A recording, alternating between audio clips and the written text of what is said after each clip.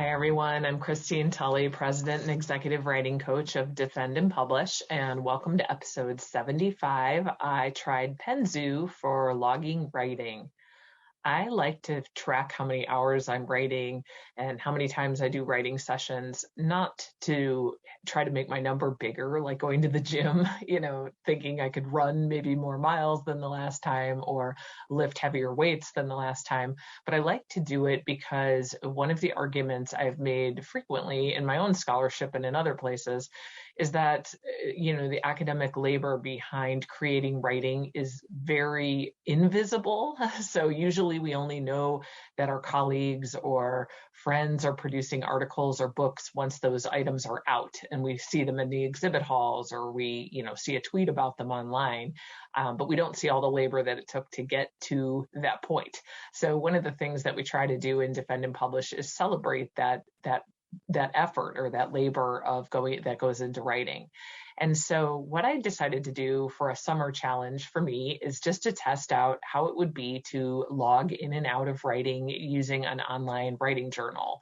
And this is one I just tried very randomly on a whim. I don't know about the other ones that are out there. I'm sure there's lots of competitors for this, but this popped up as an app that I might like in my app store as one of the recommended ones. And it's called Penzu, and I'm going to show you how it worked for me. So just on the screen for those of you guys that are listening to this podcast as audio only, I'll tell you what's on the screen. I just have a couple of pictures of what it looks like so people can get a sense of it. So Penzu is spelled Penzu for those of you that are listening only. And if you just look it up, just look in Penzu, Penzu writing app, or if you look at online journal, it's a pretty simple, it's basically a very simple design for using something like this, which appeals to me because the last thing that I wanted to do was learn a new technology that has a large ramp-up curve, and I'm sure many of you feel the same way. So basically what happens is if you create an account in Penzu, which by the way, I was able to do very simply with just an email address. It wasn't a lot of extra logging in. This is something I'm also increasingly paying attention to. Any tools or apps that have like multiple levels of authentication, if they're my writing journal, I don't care if somebody hacks into it and breaks into it. So I look for something simple, and this was exactly that. It's very cleanly organized. But once you make an account, the screen that I'm showing right now is the first screen you'll see in Penzu. And basically it starts with one question. It says, why are you starting this writing journey? And then it essentially has you choose with your notebook what you actually want to write in your journal. And so I wrote, I want to track my writing time to make sure I'm writing 10 hours per week. So at the time that this episode is being recorded, this is the summertime, and I've mentioned this in previous episodes. I have kids at home. I just want to make sure that I'm at least writing 10 hours per week. I'm a little bit more flexible in the summer about when and how I do it, but I did kind of want a space to see if I could track where to do this. So you just answer that question. You may have, if you decide to try this, you may have a bigger answer why you're starting this writing journey, or you may have some writing goals you want to list here. I could see on this front page being a great place to put some goals. And then the next thing that you get to do is create a cover for your Penzu journal. So what I'm showing on the screen right now is basically a whole bunch of color choices, most of which are paid for a pro version, and then 5 free ones. It looks like 5 free ones of different colors. I just picked a gold color because it looks kind of academic, but if you want to get crazy and pay for a pro version, you can get, plaid or, diamonds or, bricks or whatever you want. I didn't care what the cover looked like since it's an online journal and I'm not carrying it around. I just picked the plain gold one, and they gave it an automatic title called Christine's Writing Log. You could change it to whatever you want as your title. So this would be really good if you're going to keep multiple logs for projects. And then I decided to make an entry as a sample to show what this would look like. And here's where I think the value of Penzu is. I'm not paid to promote it. They don't even know I'm looking at it. I might tag them when we release this episode in Twitter. But basically, I love this journal entry format. This is far better than what I've done when I've created my own writing logs in Microsoft Word. But essentially, it opens up to a blank page. You get all the little buttons that you have with Microsoft Word or with Google Docs, like bolding and italicizing. But I like that it tracks your word count at the top. It has a little spot, a nice clean spot for the date, and you can change your font. You can do whatever you want to do. And I decided I wanted to just have 2 categories. So I made a what did I do today heading, and I bolded it. And then I had made a heading that said still left to do. One of the things that I've mentioned in previous podcasts is the importance of leaving yourself a trail of what to do next. One of the things that we talk a lot about with Defend and Publish is try to get yourself in a writing rhythm that's joyful and feels like something that you can naturally do versus the ramp up, I don't know what I'm doing every time you sit down for a writing session. So for me, I just wanted a way to track what did I work on and what do I need to do the next time. That's all I wanted this journal for. So I made those headings, and I'm basically going to use that as a template for all of my journal pages. This is just the very first one. And so what I wrote for what did I do today for this particular session, I worked for 1.5 hours on changing terms from a previous version. And that's a little note to myself. I've mentioned I'm using Asana to track a big revision with my book that I'm working on.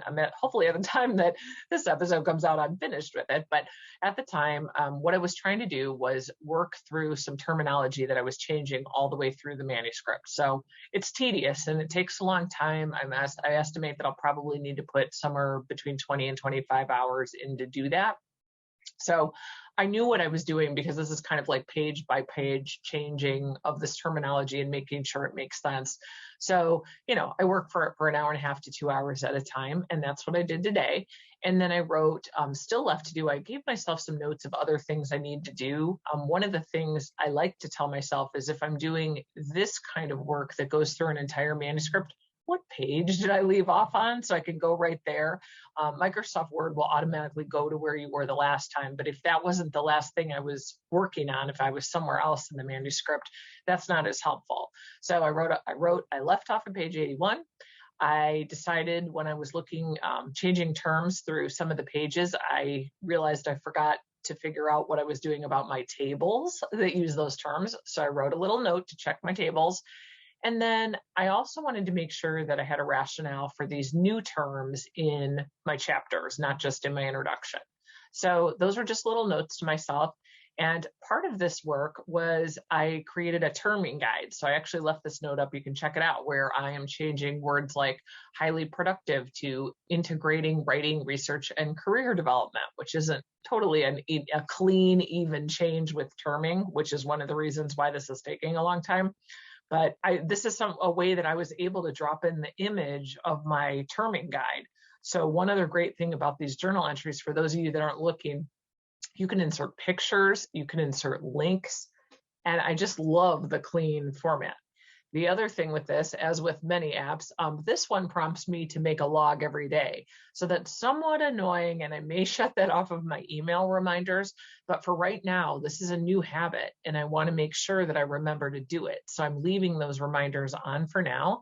And then every time I log, I'm going to just open up Penzu and create a new entry. There's a little button to create a new entry, and then use the same model. What did I do today? Still left to do, and have questions about those. So if you have any questions about this or want to know how it's going, feel free to email me at Christine at Defend and Publish. I'd be happy to talk more. But this is one of the times where I like to play with some tools that are easy to integrate and they add something. And this is something I know that I haven't been really great about tracking because I'm pretty good at doing 10 hours a week, I think, but I wanted to be sure that I was actually doing it. And this is a little bit cleaner than leaving a little post-it to myself saying, hey, here's 3 things you need to work on. And the other thing I like about it is that I can copy and paste out of it. So I can make a new entry with old work if I want to check things off. I could see someone making a bulleted list and crossing through these. And so I think this works really well. Finally, I'm sure I'll get a couple of comments about how I'm using this with Asana, because I mentioned I use Asana to manage this big revision for my book. To me, Asana is giving me the big picture of what I'm working on, and I check off those very big picture things as I go.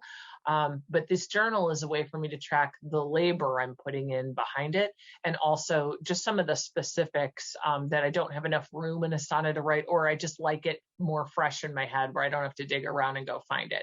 So if nothing else, this journal is probably reinforcement. And I think that's a good way to look at it. So hopefully this makes sense as a new tool to try. And on another note, I'd also like to encourage people to check out our events on Eventbrite. If you look at Eventbrite and look at Defend and Publish, so the and is the spelled out and, A-N-D, all of our upcoming events are there. We've got a lot of really good summer content and starting to prepare for the fall. So if you get in there, you can see what we've got going on. Most of these are very low cost / affordable. We do faculty development receipts for those of you that are looking to do that. And a lot of the content's actually great for those of you teaching graduate students to use in your own classes, or if you direct faculty writing centers or any kind of faculty development efforts. So please check us out. And if you have further questions, you can certainly come back to me at Christine and Defend and Publish. Happy writing this week.